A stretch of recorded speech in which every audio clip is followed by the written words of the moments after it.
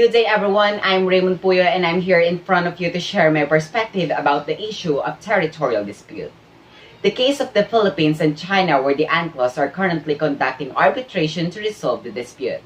In this case, China is asserting its territorial sovereignty in accordance with the 9-dash rule, which covers 90% of the spot list and was conceived in 2008.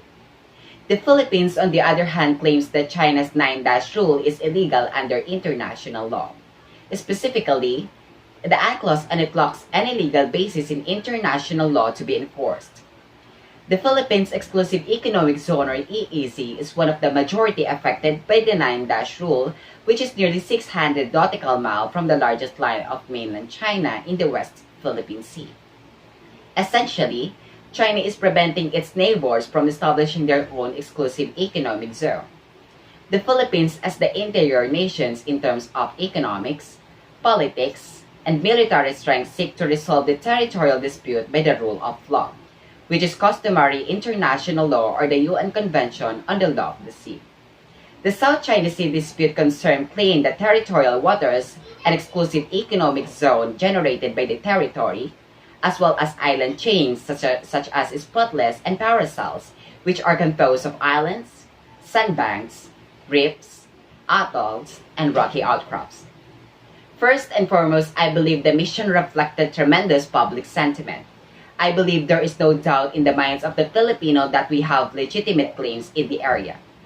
Above all, we wanted to reflect the country's desire for a peaceful resolution to the conflict. This was the primary goal.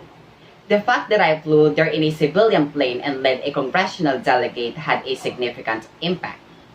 We wanted to make it clear that this isn't just a diplomatic game, but rather about the people's interests.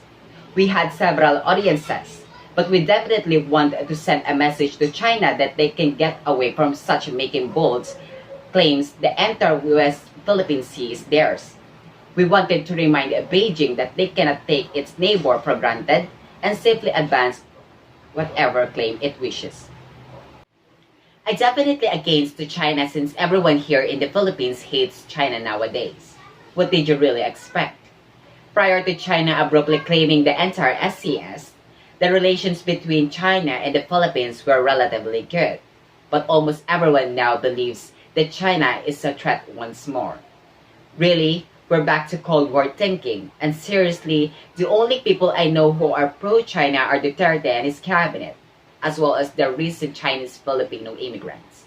Everyone else has a negative attitude towards China, but then, we still need to respect each other. So what would I recommend? I want us to be neutral, able to take advantage of whatever advantages we can get from both China and America. I'm not a geopolitical analyst, nor what I propose may not be feasible, but we can use our strategic geographical position to press Washington for concessions. I don't want us to become a Chinese puppet in this regard, and I will never agree to the constructions of American or Chinese military bases on our territory, no matter what benefit we may derive from them, because it's simply we are ceding our sovereignty to either country. In my responses, I've stated unequivocally and do not want America or China to use us as a pawn to their further own interests. The Philippines is no one's stooge and will never be. Thank you.